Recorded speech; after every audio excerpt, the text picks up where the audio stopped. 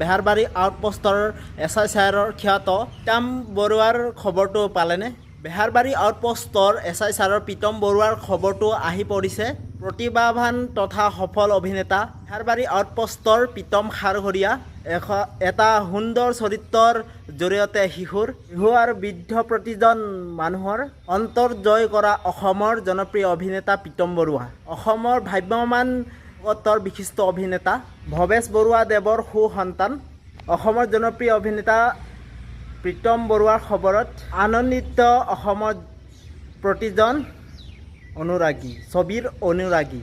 2024 চনৰ অসমৰ জনপ্ৰিয় অভিনেতা প্ৰীতম বৰুৱাৰ এই খবৰত সকলো আনন্দিত হৈ পৰিছে ৰাজ্যবাসী। অসমৰ জনপ্ৰিয় মনোৰঞ্জনধৰ্মী চেনেল বেঙুনী টিভিত বৰ্তমান সময়লৈকে সম্প্ৰচাৰিত হৈ থকা বেহাৰবাৰী আউটপোষ্টত ধুনীয়া অভিনয়ে অসমবাসীক মনোৰঞ্জন দি অহা অসমৰ জনপ্ৰিয় অভিনেতা প্ৰীতম বৰুৱাই অসমত প্ৰথমবাৰৰ বাবে ভ্ৰাম্যমাণ জগতৰ অভিনয় কৰিবলৈ চুক্তিবদ্ধ হৈছে।